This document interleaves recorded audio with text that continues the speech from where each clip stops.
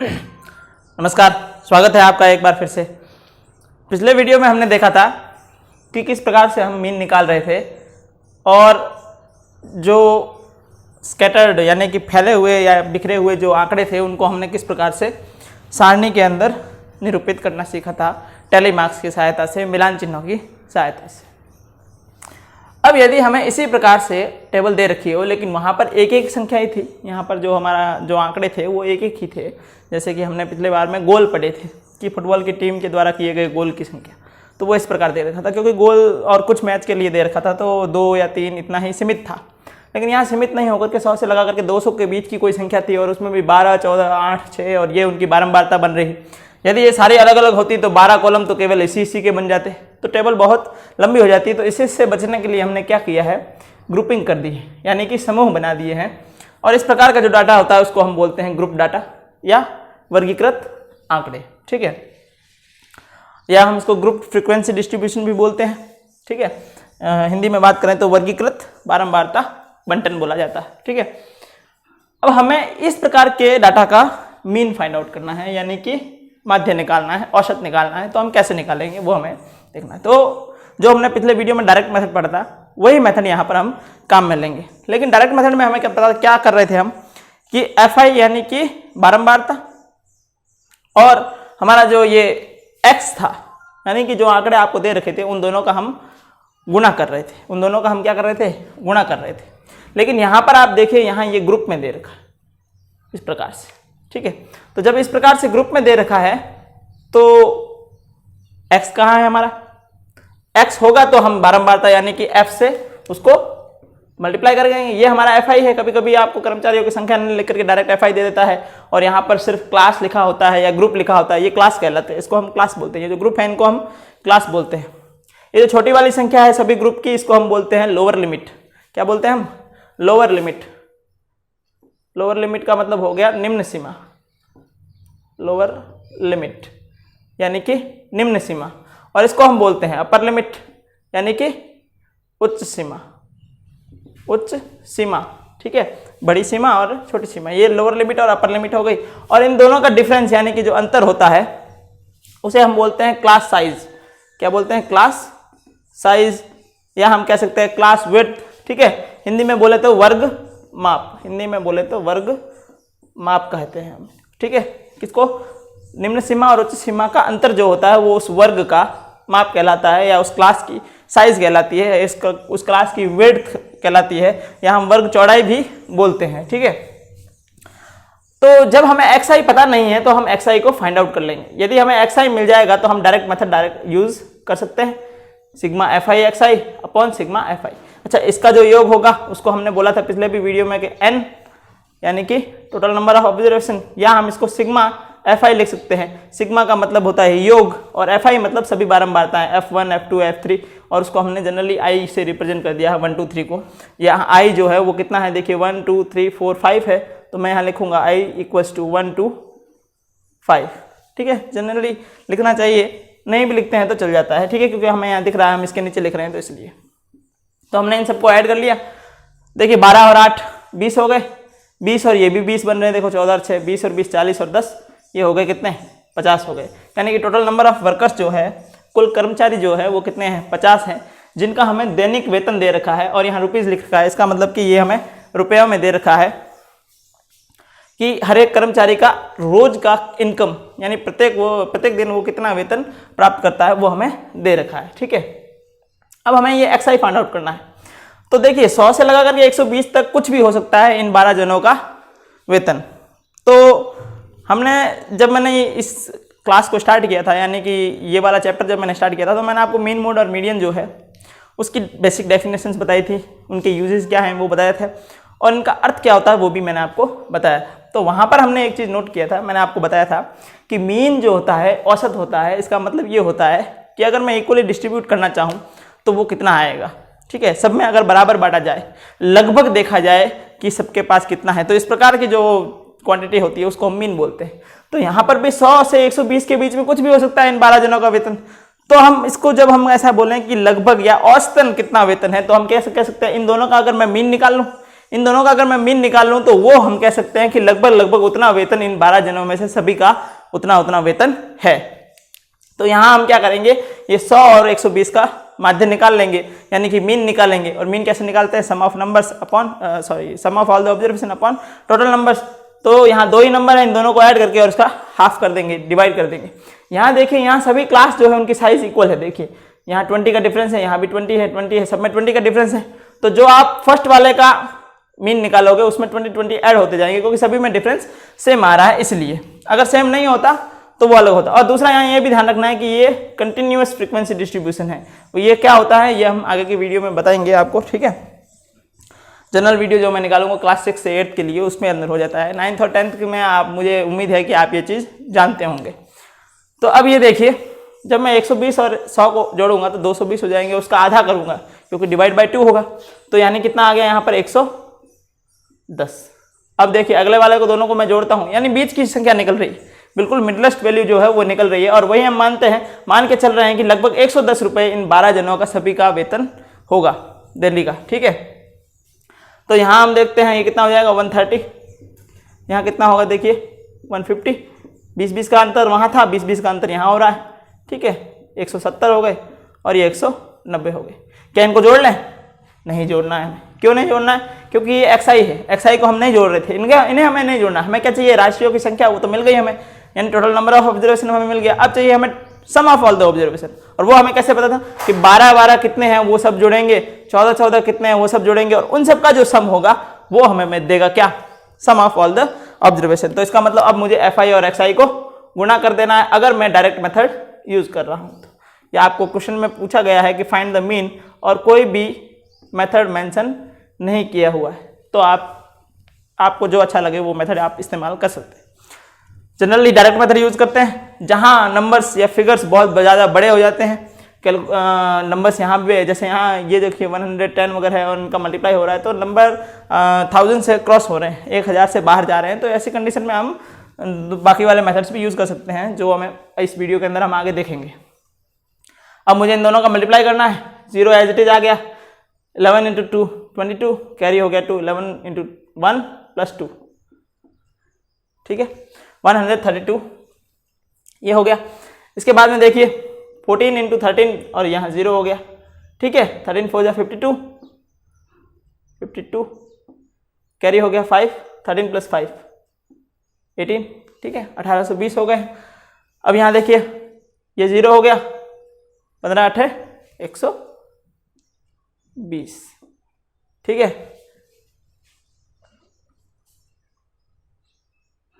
अब यहां देखिए ये हमें मल्टीप्लाई करना है,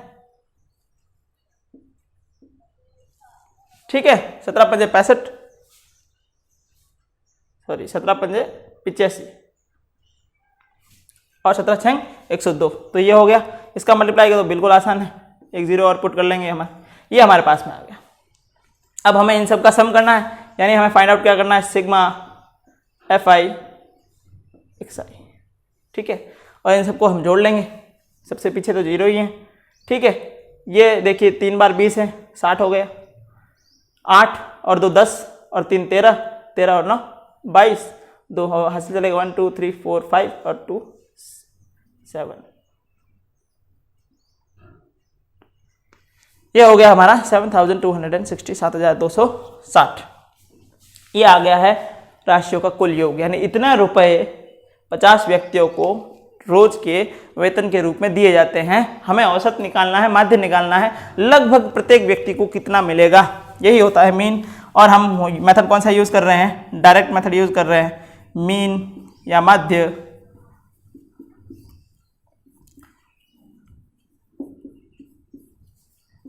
तो by direct method sigma F I X I यानी कि राशियों का योग बटे में राशियों की कुल संख्या यानी कि सिग्मा एफ आई, आप एन भी लिख सकते हैं। ये हो गया बाय डायरेक्ट मेथड यानी कि प्रत्यक्ष विधि से।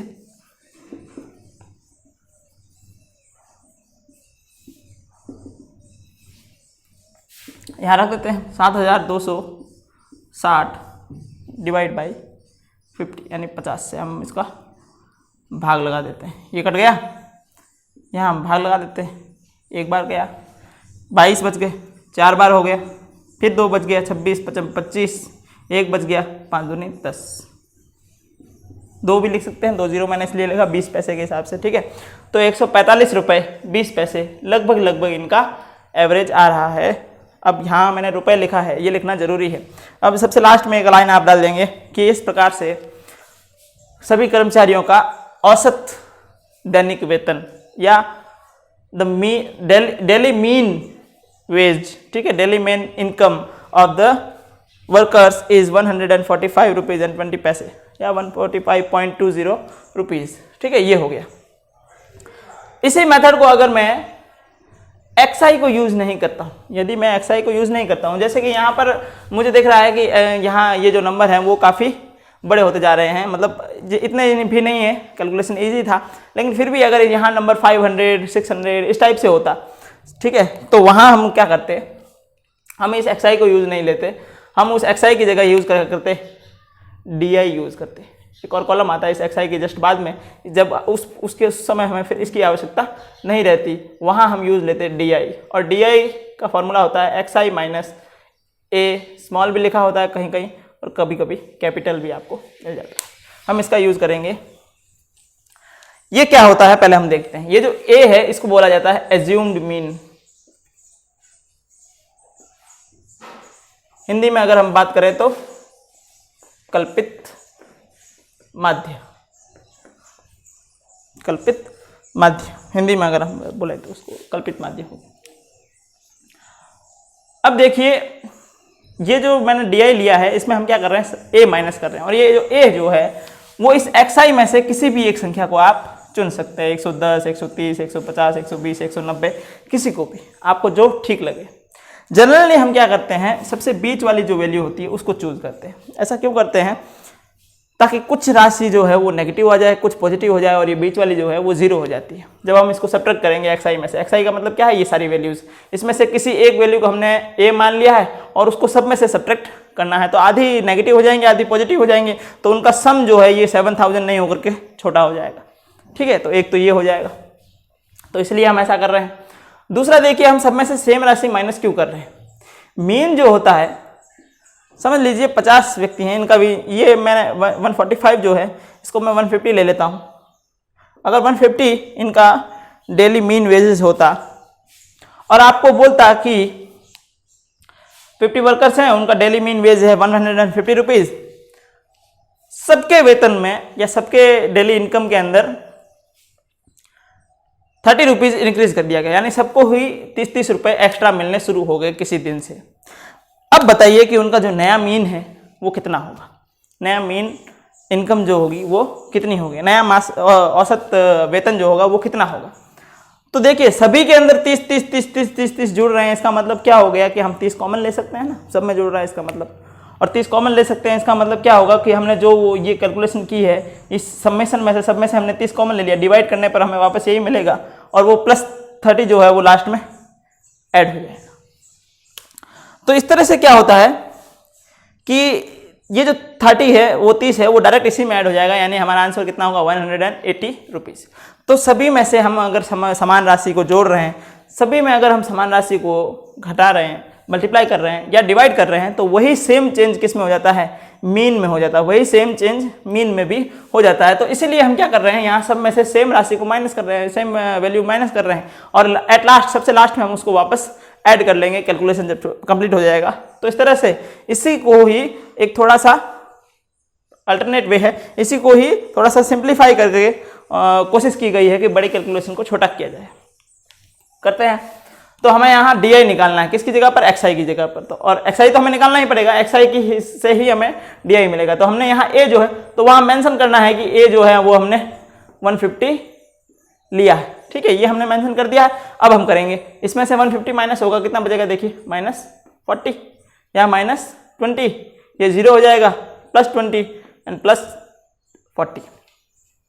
अब देखिए एक्स आई की जगह क्या आ गया है, डी आई, तो जहां हम F I into X I कर रहे थे वहां हम F I into D I करेंगे, यानी हमारा जो नेक्स्ट कॉलम होगा वो होगा F I into D I. इन दोनों का मल्टीप्लाई करेंगे instead of X I into F I, इसकी जगह पर हम इसका मल्टीप्लाई करेंगे। अब देखिए अच्छा एक और चीज़, ये देखिए ये जो नंबर हैं ये सारे के सारे नंबर एक सेम नंबर से डिवाइड भी हो रहे हैं, और वो सेम नंबर कौन सा है जो इनका डिफरेंस था, इनका डिफरेंस कितना था 20-20 था, यहाँ देखिए सब के सब 20 से डिवाइड हो रहे हैं। तो नेक्स्ट जो स्टेप होगा उसमें हम यही करते हैं, ठीक है। ये वाला मेथड जो है इसको हम बोलते हैं एज्यूम्ड मीन मेथड, कल्पित माध्य विधि, और वो जो होता है उसको हम बोलते हैं स्टेप डेविएशन मेथड। तो हमने वहाँ क्या कर दिया है, डेविएट कर दिया है, इनको और छोटा कर दिया है, ठीक है, इनको और विचलित कर दिया है इनके। तो वहाँ जो h होता है वो जो h से हम इसको डिवाइड कर देते हैं, बाकी प्रोसेस सेम ही है। तो इन दोनों का मल्टीप्लाई, ध्यान यही रखना है कि मल्टीप्लाई आप इन दोनों को नहीं कर दो बस यहाँ और यहाँ, क्योंकि xi की जगह di आ गया है और उन दोनों का मल्टीप्लाई होगा। तो अब देखिए ये मल्टीप्लाई, इन दोनों के मल्टीप्लाई से ये मल्टीप्लाई भी क्या हो गए, ईजी हो गए, है ना। 480, देखिए कितना डिफरेंस आ गया, ठीक है।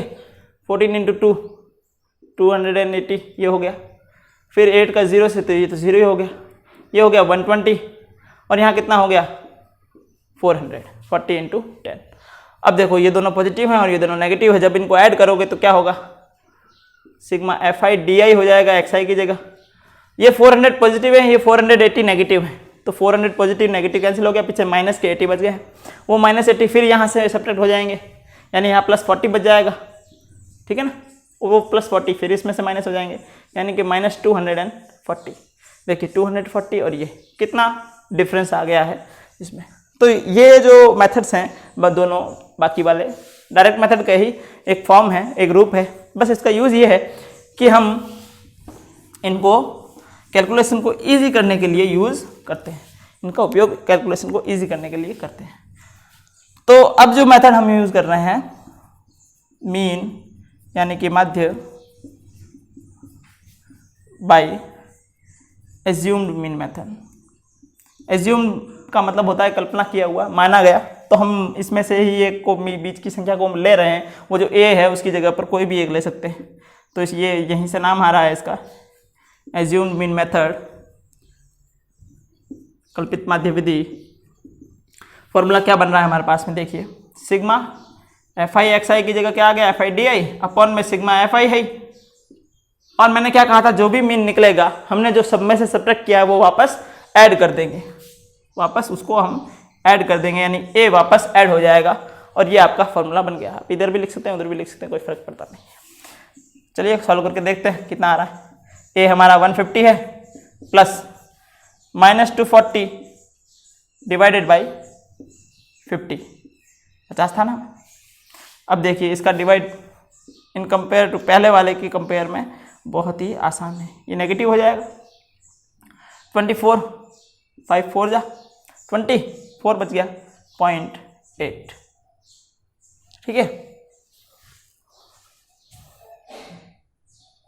150 में से ये माइनस हो जाएगा, 4 माइनस हो गए 146, उसमें से 20 पैसे माइनस हो जाएंगे, यानी 80 पैसे माइनस होंगे, यानी 20 पैसे बचेंगे, और 145 रुपये, 145 रुपीज़ 20 पैसे। सेम आंसर आएगा आपका।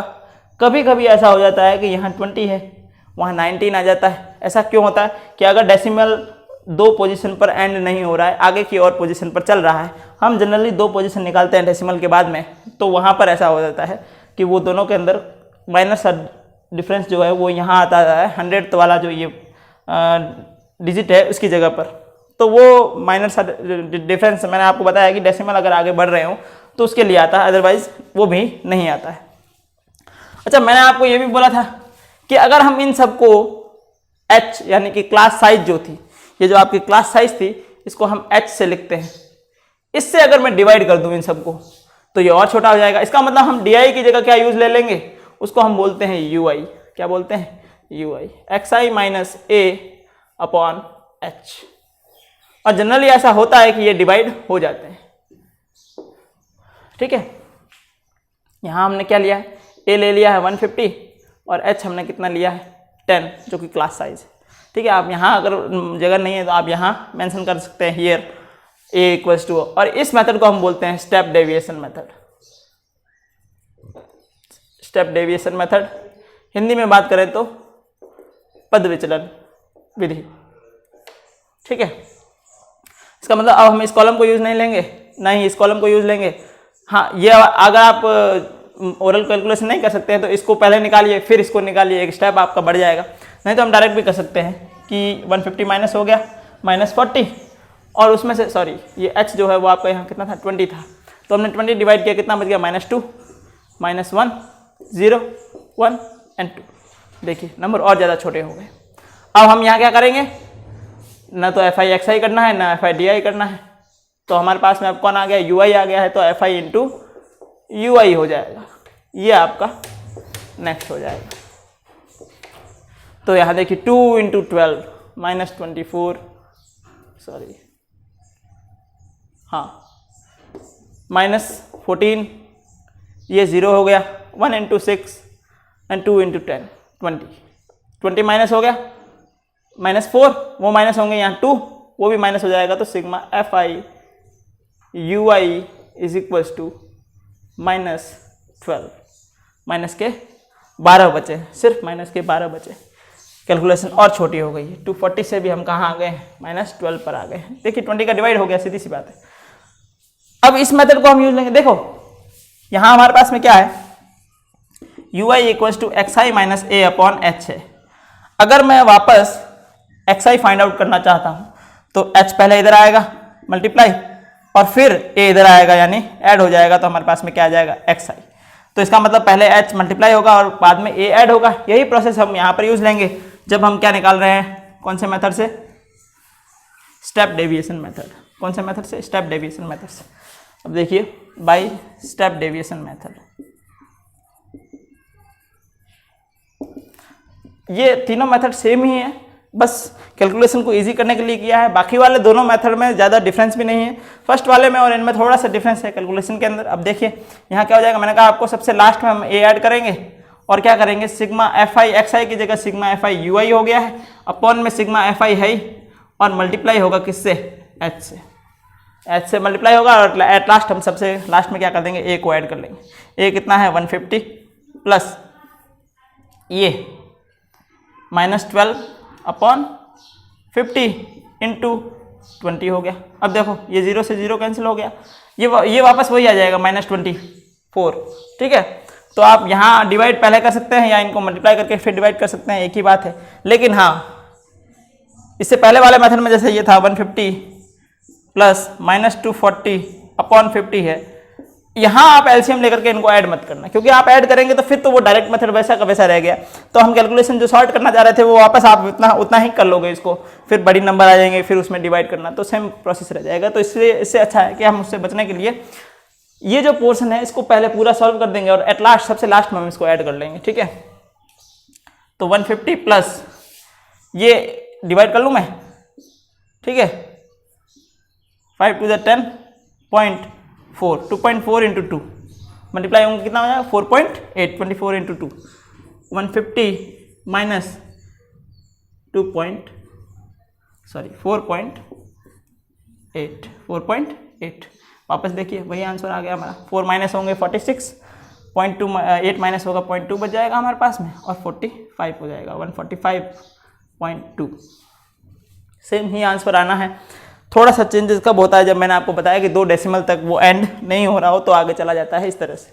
तो ये जो तीनों मेथड थे ग्रुप फ्रीक्वेंसी डिस्ट्रीब्यूशन के लिए, वर्गीकृत आंकड़ों के लिए, हमें अगर मीन निकालना हो तो 3 मेथड थे हमारे पास। डायरेक्ट मेथड में हमें XI गिवन नहीं होता है, हम XI फाइंड आउट करते हैं, FI इंटू XI कर लेते हैं, डिवाइड बाई FI ये हमें पता है। फिर हम लेते हैं एज्यूम्ड मीन मेथड, वहाँ हम इसको एज्यूम कर लेते हैं और सब्ट्रैक्ट करते हैं, कैलकुलेशन थोड़ी छोटी हो जाती है। एट लास्ट हम सबसे उसको सॉल्व करके, जैसे हम डायरेक्ट मेथड का जो फार्मूला था, ये फार्मूला डायरेक्ट मेथड वाला ही है, ये हमेशा चल रहा है साथ में। हमने A माइनस किया था तो ऐड कर लिया एज्यूम्ड मीन में, यहाँ हमने डिवाइड भी किया था तो मल्टीप्लाई भी कर लिया, बाकी वो वही चीज़ चल रही है। जो हम यहाँ पहले उनको हटा रहे हैं कॉमन को, वो कॉमन जो है वो लास्ट में ऐड या सब्ट्रैक्ट हो जाएगा, क्योंकि ये मीन की प्रॉपर्टी है। मीन की प्रॉपर्टी क्या है कि आप अगर सभी नंबर्स में से सेम नंबर को सब्ट्रैक्ट कर रहे हैं, डिवाइड कर रहे हैं, ऐड कर रहे हैं, मल्टीप्लाई कर रहे हैं, तो मीन में ही आप डायरेक्ट वो कर लीजिए। अगर आपको मीन गिवन है वही आपका नया मीन होगा, जो न्यू मीन होगा वो आपका वही रहेगा। तो इस प्रकार से ये तीनों मेथड थे। आगे की वीडियो के अंदर हम, ये क्लास 10th और 9th के लिए है, आगे की वीडियो के अंदर हम देखेंगे कि इन्हीं ग्रुप डाटा के लिए मीडियन और मोड कैसे निकाला जाता है। और क्लास 6 to 8 के लिए मैं आपको बताऊंगा कि ये जो ग्रुप डाटा है इन ग्रुप डाटा को कंटिन्यूस फ्रिक्वेंसी क्या बोलते हैं, रेंज क्या होता है, और ये सब कुछ बताऊँगा आगे आने वाले वीडियोज़ के अंदर। इसी के साथ में क्लास 6 to 8 के लिए इनका रिप्रेजेंटेशन ग्राफिकली, जिसमें कि बार ग्राफ आ जाते हैं, पाई चार्ट आ जाते हैं, ठीक है, हिस्टोग्राम आ जाता है, डबल बार ग्राफ आ जाता है, ये कहाँ कहाँ हम यूज़ लेते हैं वो सब कुछ मैं आपको बताऊंगा।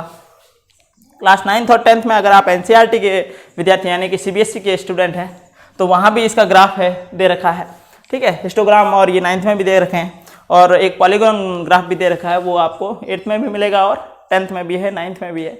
उन ग्राफ के सहायता से हम मीन या मीडियन कैसे निकालते हैं वो भी हमें सीखना है। तो बने रहिए मेरे साथ इसी प्रकार के वीडियोस के लिए। Thank you very much. जय हिंद।